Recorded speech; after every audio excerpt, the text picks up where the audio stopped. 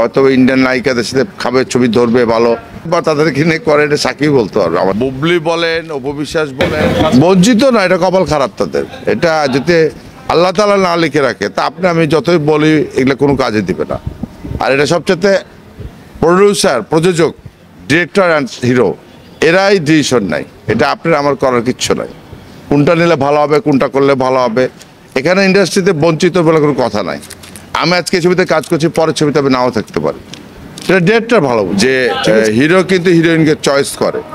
হয়তোবা তার দৃষ্টির দিক দিয়ে বাংলাদেশে তো অনেক হিরোইনদের সাথে করেছে, হয়তো দর্শকরা হয়তো ইন্ডিয়ান নায়িকাদের সাথে খাবে ছবি ধরবে ভালো, চলবে ভালো, সে মনে করতে চেঞ্জ করে।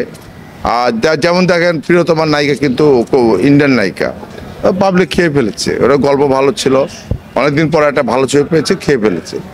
এখন কেন চেঞ্জ করে বা তাদেরকে নিয়ে করে এটা সাকিব বলতে পারবে আমার চেতে ভালো।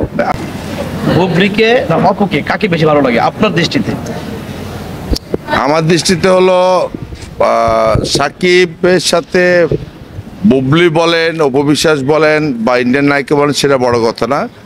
গল্পে যাকে ডিপেন্ড করে বা সাকিব যাকে চয়েস করবে বা প্রডিউসার ডিরেক্টরের ব্যাপার আছে এখানে, সাথে সাথে সব মিলিয়ে এটা আর কি। আমার কাছে সবাই সমান, কিন্তু আসলে আমি একটা কথা বলবো, সত্যি কথাটা বলে বাস্তব কথা।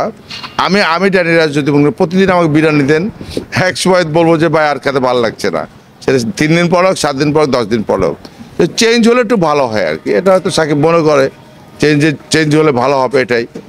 আর আমি যতটুকু মনে করি যদি নায়ক বাংলাদেশের হয় আর নায়িকা ইন্ডিয়ান হয়, তাহলে দর্শকরা এটা খুব বেশি এনজয় করে বা দেখে।